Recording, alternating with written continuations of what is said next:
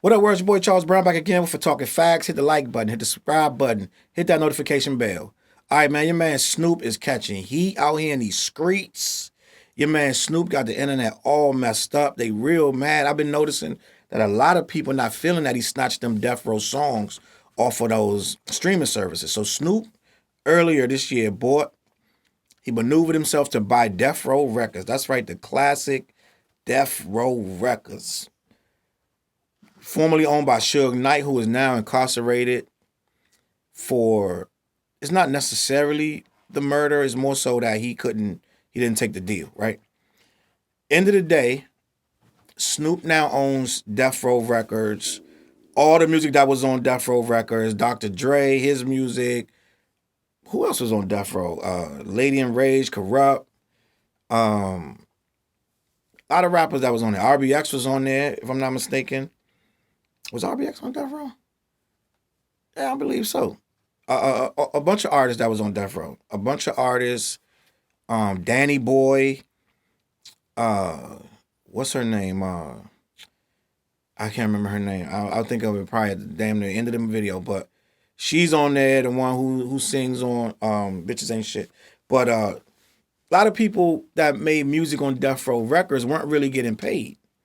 And Snoop ended up buying Death Row Records, which includes Doggy Style, The Chronic, and all that.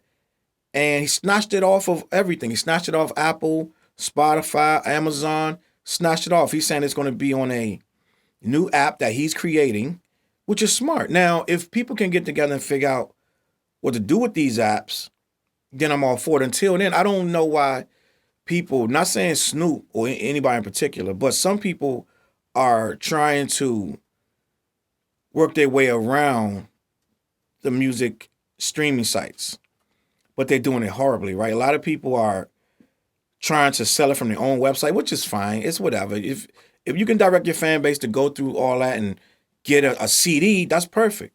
But a lot of people are not doing that. CD is a fringe purchase. You're not having a lot of people going around trying to buy CDs. Let's just be honest. People will buy CDs, but that's not the popular choice right now. And vinyl is a niche.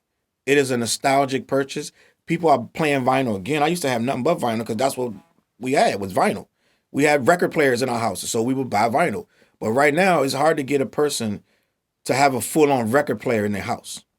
Now, some people do that, so you can sell vinyl to some people on some, we want to save vinyl type of thing or nostalgic purposes. But at the end of the day, people are just going right on their Spotify and just playing the music. Now, we've known for years, Spotify and Amazon and Apple, they're not paying nothing off these streams, like absolutely nothing.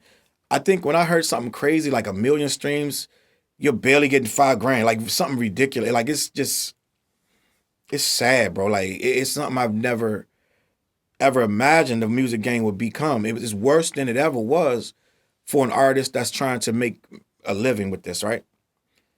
Now, you may say, okay, that sounds like they need to try to change it.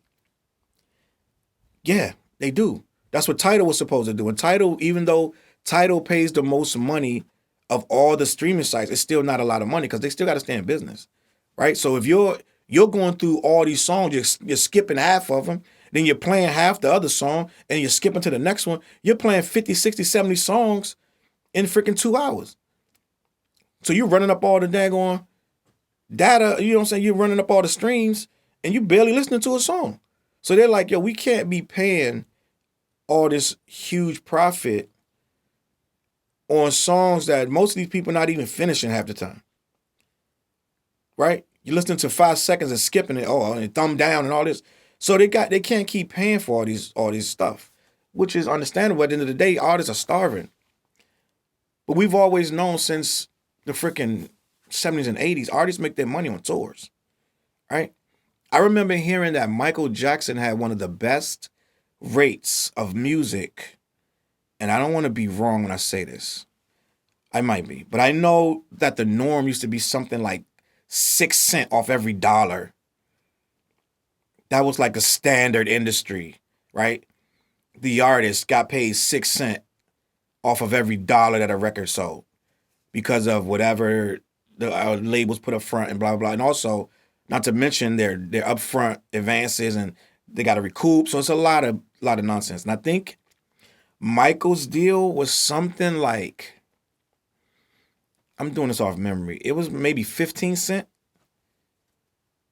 And I know if I'm reaching, if I say it was 25 cents, I don't think it was that much, because that was unheard of. But I believe his thing was something the best in the industry, and it was no more than 25 cents off a dollar.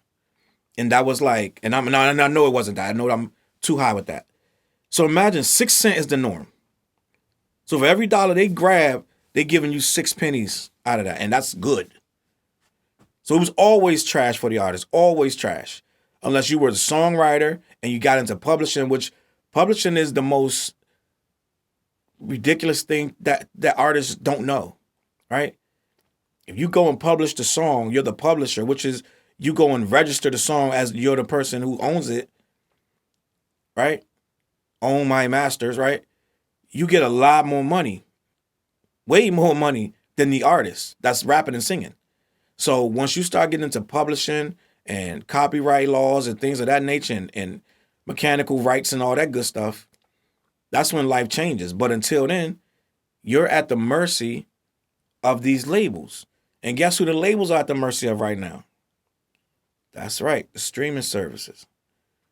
The streaming services will make and break you. Now, back in the day, you used to have to go around and connect with all these different radio stations. You had to have a connect at every single one. And then, what was it? Radio 1 came along. Started buying them all up, making them into a conglomerate, right? So now they own the radio stations from all the way up to Boston, all the way down to Tallahassee somewhere. They owning all of those radio stations all into the middle of the country and all down into the south. They buying them all up. Boom, boom. So guess what? Now you got 1-2 people in charge of all these stations, right? That's your best friend. They can set the tone of what is played at all these stations. And that used to be what it was. Now it's, you need to get on these streaming playlists. When your artists need to have a good first week, they got to be on a playlist, buddy. Ain't no way around it. Ain't no way around it. You see these anomalies like Tekashi or somebody like that will come out and still do numbers without being on the playlist, because they don't want him on anything. They try to keep him out of any conversation. They do everything they can so this guy won't get to be like, I'm number one again, and somebody keeps doing it. But whatever. The simple fact of the matter is, you don't get on the playlist, you're not getting nothing.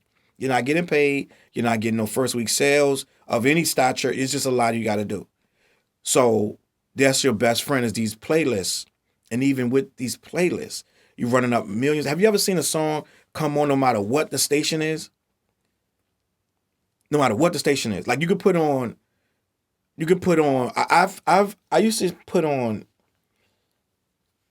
you've been in a car with your girl, you put on Beyonce. Drake coming on sooner or later. You can put on Pusha T, Drake coming on sooner or later. You can put on LL Cool J, Drake coming on sooner or later. Right? It's certain artists they're gonna push it on everything.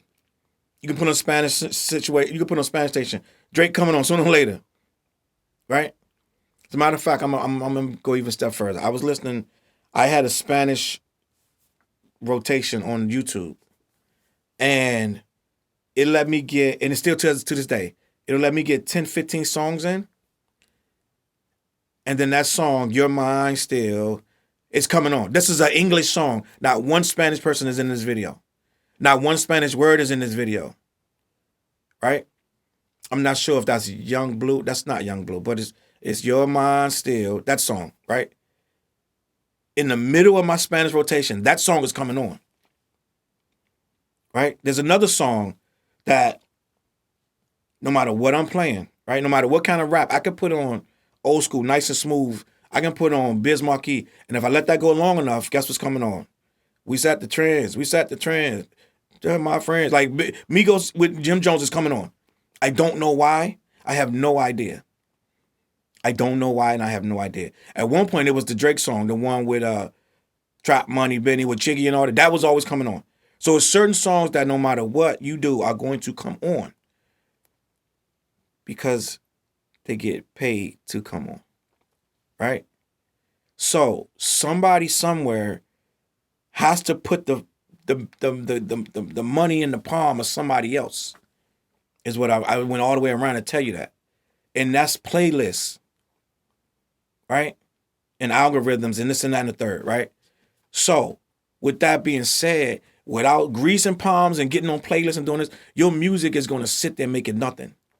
And even when it does make sense, so older music is even harder, is an even harder sell because it's older music. Yes, people still want to hear Doggy Style.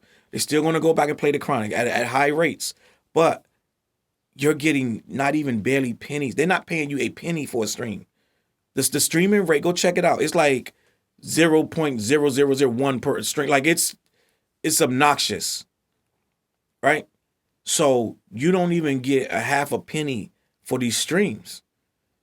Meanwhile, they're getting full-on ad dollars. That's how it works. They get ad dollars or they get subscribers paying $15 a month or $9.99, $14.99. Tidal was high. It was $14.99. Apple has a bundle now, but they used to be $9.99. Apple now has a bundle that you can put the streaming and the data where you can have a storage and you can have the Apple TV all in a bundle. And I think that's like $13.99. But these are subscribers. Now do that times millions and 100 million, right? Do the math on that. Of someone paying $9.99 and then they got 60 million subscribers paying $9.99. But they're giving you less than a penny for your stream. They're making mad money. And that's what Snoop is saying. He's pulling it off. He's going on Drink Champs. He was on Drink Champs. And he told Nori and DJ EFN that he was pulling it off. Now, I did all that talking, right? To tell you that he's putting it on a something similar to Amazon, Netflix, and Hulu. He's going to be a death row app. And it will be live in the metaverse, is what he said. Now I said all that to say that some people are mad about this. I'm online, I'm seeing people like F Snoop for taking all the death row music off the streaming services. F Snoop. Snoop was a dickhead. La, da, da, da. Some people are heated with Snoop, right? But that's a consumer who does not care about your bottom line. They don't care that you're not making no money. They don't care that Daz and Corrupt ain't had a new pair of shoes in years, like or not off death row money, right? They don't care that Suge took all their money and did whatever he wanted to do with it, and now he's sitting in jail, right? They don't care nothing about none of that. They don't care that the records are getting spun every single day, and Snoop can't even recoup what he put up to get the daggone label. They don't care about none of that. They just want to go on their Spotify and put a do. They want to put whatever. Like they want whatever Snoop song they want. They don't care about the bottom line of Snoop's pockets. But this is what people have to start understanding. You have to start controlling this stuff. And I said it the other day about Black Star they're putting their new album on the Luminary app, which is a podcasting app. I think it's a mistake, but people are trying to find new ways, right? Black Star, Mos Def, and Talib Kweli, they've been 10 years. They've been trying to supposedly wait. We've been waiting for this. I don't know, 20 years, 10, 20. I don't know how long it's been, but it's been a very long time that we haven't got an album from these guys. And now they finally got something that they want to release, and they're gonna put it on their app. But it's a podcast app, and it's not gonna be a lot of people going over there for that. And it's gonna come and go. My thing is, deal with the monster and go out on tour and make your money. COVID is over. I mean, it's not over, but you can still tour. They got Nas and Wu-Tang show right now. Right? You can go tour, sell your merch. You can make your money. You just got to get out there. Now, I get it. A lot of people are trying to rebel and get more ownership for the music they put out. But at the end of the day, the devil that you got is what you got. Now, Snoop is doing something very brave. What he's going to do is make his own app so you can have his own, he can have control over it, and we're going to see how that goes. Now, if this works, I don't know who's going to go to an app just to hear that one style of music, one labels of music, but that might be the wave. People didn't think all these different apps for all these different channels would work. Netflix was an anomaly in a world full of cable.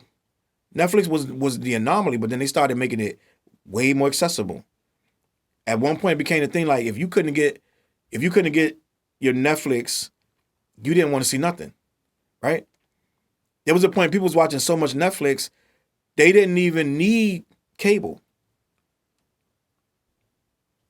right? And Netflix is exclusive stuff. It's not everything in the world. It's theirs, what they put on.